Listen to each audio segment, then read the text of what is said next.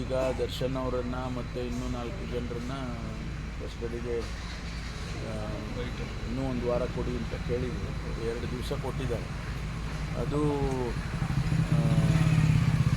ಅದಾದ ಮೇಲೆ ಅಷ್ಟರವರೆಗೆ ಅವರ ಇನ್ವೆಸ್ಟಿಗೇಷನ್ ಮುಗಿದ್ರೆ ಅವರನ್ನು ಜುಡಿಷಿಯಲ್ ಕಸ್ಟಡಿಗೆ ಕೊಡ್ತಾರೆ. ಈಗ ಪೊಲೀಸ್ ಕಸ್ಟಡಿಗೆ 4 ಜನ, ಮಿಕ್ಕವ್ರನ್ನೆಲ್ಲ ಜುಡಿಷಿಯಲ್ ಕಸ್ಟಡಿಗೆ ಮಾಡಿದ್ದಾರೆ. ಮುಖ್ಯಮಂತ್ರಿಗಳು ಕೂಡ ಈ ವಿಚಾರದಲ್ಲಿ ಯಾರು ನನ್ನ ಹತ್ರ ಬರಬೇಡಿ ಅಂತ ಸೂಚನೆ ಕೊಟ್ಟರು. ಯಾರು ಅದರ ಬಗ್ಗೆ ಎಕ್ಸೆಪ್ಟ್ ನಮ್ಮ ಆಫೀಸರ್ಸ್ ಬ್ರೀಫಿಂಗಿಗೆ ಹೋಗೋದು ಬಿಟ್ಟು ಬೇರೆ ಯಾರು ಆ ವಿಚಾರದಲ್ಲೇ ಇಂಟರ್ಫಿಯರ್ ಆಗಿಲ್ಲ ನನಗೆ ಗೊತ್ತಿದ್ದಾಗ. ಅದು ಅವಶ್ಯಕತೆಯೂ ಇಲ್ಲ ಯಾರನ್ನು ನಾನಾಗಲಿ ಮುಖ್ಯಮಂತ್ರಿಗಳಾಗಲಿ ಯಾರನ್ನು ಕೂಡ ಈ ವಿಷಯದಲ್ಲಿ ನಾವು ಎಂಟರ್ಟೈನ್ ಮಾಡಿಲ್ಲ. ನಮ್ಮ ಹತ್ರ ಯಾರೂ ಬಂದಿಲ್ಲ, ನಮ್ಮ ಹತ್ರ ಅಂತೂ ಯಾರೂ ಬಂದಿಲ್ಲ. ಬಿಜೆಪಿ ಶಾಸಕರ ಸಂಬಂಧಿಯವರು ಕೂಡ ಕೇಸಲ್ಲಿ ಭಾಗಿಯಾಗಿದ್ದಾರೆ ಅಂತ ನಿಮ್ಮದೇ ಶಾಸಕರಂತ ಪಣ್ಣನವರು ಹೇಳಿದ್ದಾರೆ. ಅಲ್ಲಲ್ಲ, ಅದು ಇರ್ಬೋದೇನೋ ಗೊತ್ತಿಲ್ಲ ನಮಗೆ.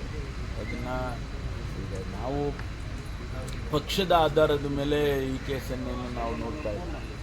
ಯಾರು ತಪ್ಪಿತಸ್ಥರಿದ್ದಾರೆ, ಅವ್ರು ಯಾವುದೇ ಪಕ್ಷದಲ್ಲಿದ್ದರೂ ಕೂಡ, ಅವರು ಒಂದು ವೇಳೆ ನಮ್ಮ ಪಕ್ಷದಲ್ಲಿದ್ದರೂ ಕೂಡ ಅವರು ತಪ್ಪಿತಸ್ಥರು. ಅವರೇನಾದರೂ ಬೇರೆ ಪಕ್ಷದಲ್ಲಿದ್ದರೆ ಕೂಡ ಅದನ್ನು ನಾವು ಮುಖ್ಯವಾಗಿ ತಗೊಳ್ಳೋದಕ್ಕೆ ಹೋಗಲ್ಲ. ಅವರು ಏನು ತಪ್ಪು ಮಾಡಿದ್ದಾರೆ ಆ ಆಧಾರದ ಮೇಲೆ ಹೋಗಬೇಕು. ಜೈಲಿನಲ್ಲಿ ದುಡ್ಡು ಕೊಟ್ಟರೆ ಎಲ್ಲ ಸಿಗುತ್ತೆ ಅನ್ನುವಂತಹದ್ದು ಒಂದಿಷ್ಟು ಆರೋಪಗಳು, ಚರ್ಚೆಗಳು. ಈಗ ದರ್ಶನ್ ಒಳಗೋದ್ರೆ ಅವ್ರಿಗೂ ಕೂಡ ಒಂದಿಷ್ಟು ಟ್ರೀಟ್ಮೆಂಟ್ ಬೇರೆ ಥರ ಇರುತ್ತೆ ಅನ್ನುವಂಥ ಚರ್ಚೆ ಶುರುವಾಗಿದೆ. ಜೊತೆಗೆ ಹಿಂದೆಯೂ ಕೂಡ ಒಂದಿಷ್ಟು ಸಾಕ್ಷಿಗಳು, ಅಂದರೆ ಸಿಗರೇಟ್ ಆ ಥರದ್ದೆಲ್ಲ ಸಿಕ್ಕಿತ್ತು. ಯಾವಾಗಲೂ ಕೂಡ ಇದನ್ನು ಕಾಮನ್ ಆಗಿ ನಾವು ಕೇಳ್ತಾ ಇರ್ತೀವಿ.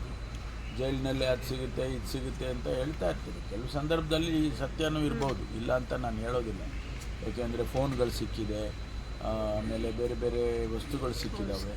ಅದನ್ನೆಲ್ಲ ಹಿಂದೆ ಎಲ್ಲ ಯಾರು ಜೈಲರ್ ಇರ್ತಾರೆ ಅಥವಾ ಜೈಲು ಮುಖ್ಯಸ್ಥರು ಇರ್ತಾರೆ, ಅವೆಲ್ಲ ರೆಗ್ಯುಲೇಟ್ ಮಾಡ್ತಾರೆ. ಅದೆಲ್ಲ ನಾವು ಒಂದೊಂದು ಸಾರಿ ಕಣ್ ತಪ್ಪಿಸಿ ತೊಗೊಂಡೋಗ್ತಕ್ಕಂಥದ್ದು ಆಗುತ್ತೆ.